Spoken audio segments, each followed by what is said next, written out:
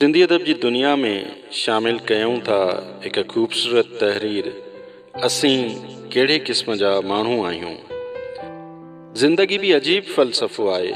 हिते हयाती अकेली भी गुज़रे थी त वरी ओसे पासे निगाह कजे त हिकु हुजूम भी असां साण हूंदो आहे।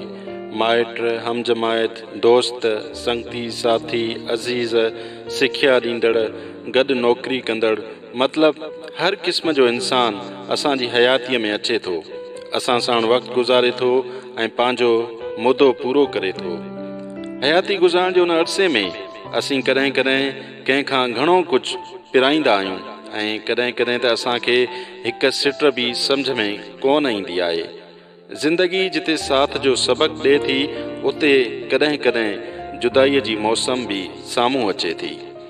गॾु हलंदे ज़िंदगी अलाए केतिरा राज़ असांजे साम्हूं खोलींदी आहे। चयो वेंदो आहे त जेकॾहिं कंहिंखे परखिणो आहे त खेसि कावड़ जी हालत में ॾिसो या वरी साणसि कॾहिं को सफ़र करे ॾिसो, सॼो अंदाज़ो थी वेंदो त शख़्सियत कहिड़े क़िस्म जी आहे।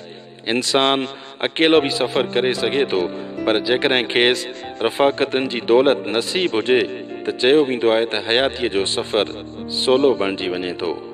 इहे त दरअसल उहे माण्हू हूंदा आहिनि जेके पंहिंजे साथ सां असांजे सफ़र खे सोलो बणाईंदा आहिनि। पंहिंजी हयाती गुज़ारण में कॾहिं असां सोचियो आहे त असीं कहिड़े क़िस्म जा माण्हू आहियूं। असां मेल जो पथर आहियूं, राह ॾसींदड़ आहियूं या मंज़िल आहियूं। इहो अरसो जेको असीं साण रहूं था, उन अरसे में असां साण रहंदड़ असां ते केतिरो भरोसो कनि था, या वरी जे सिके जे ॿिए रुख खे ॾिसजे त उहो अंदाज़ो लॻाइजे त असीं उन्हनि ते केतिरो भरोसो कयूं था। ज़िंदगी त असुल में भरोसे जो नालो आहे, जेतोणीकि साह ते भरोसो न बि हूंदो आहे, पर त बि हिकु अणॼातल भरोसे सां हयाती गुज़री वेंदी आहे। मशहूरु ॾाहो टेलिक्स माण्हुनि जा टे क़िस्म ॿुधाए थो। हिकिड़ो पन माण्हू, ॿियो टारी माण्हू ऐं टियों पाड़ माण्हू। पन माण्हू अव्हां जी हयातीअ में रुगो हिकु मौसम लाइ ईंदा आहिनि। तव्हां उन्हनि ते पीड़ नथा रखी सघो, न ई मथनि इन्हिसार करे सघो था, छाकाणि त उहे कमज़ोर हूंदा आहिनि ऐं रुगो शावरो ई ॾेई सघंदा आहिनि।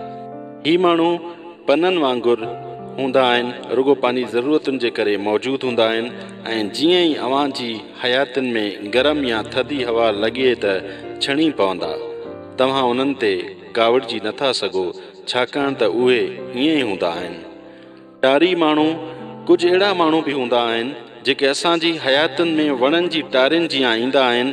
इहे पननि खां सघारा हूंदा आहिनि, पर तव्हांखे उन्हनि सां रहण लाइ एहतियात खां कमु वठिणो हूंदो आहे।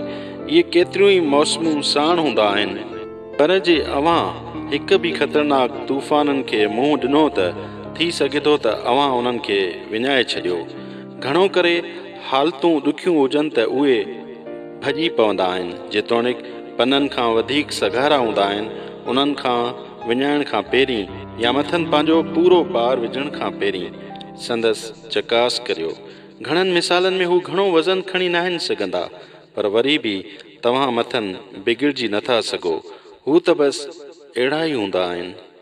पाड़ माण्हू जे अव्हां पंहिंजी हयातीअ में कुझु अहिड़ा माण्हू हासिलु करे सघो था जेके वणनि जी पाड़ुनि जीअं हुजनि, त पोइ अव्हां सम्झी सघो था त अव्हां कुझु ख़ासि हासिलु करे वरितो आहे।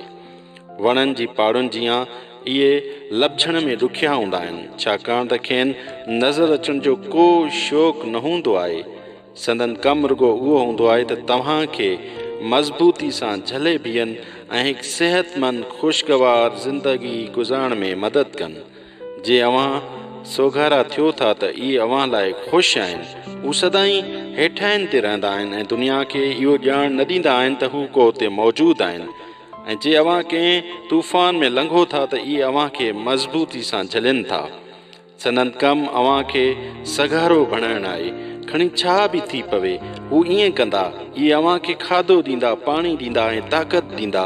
ईअं ई जीअं हिकु वण में केतिरियूं ई टारियूं ऐं केतिरा ई पन हूंदा आहिनि, पर पाड़ूं थोरियूं हूंदियूं आहिनि।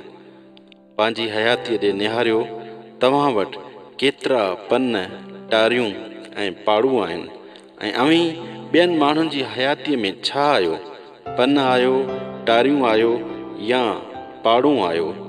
जे सम्झो था त कुझु माण्हू अव्हां वटि पाड़ुनि जीअं आहिनि त साणनि गॾु रहो ऐं संदन थोरा मञियो।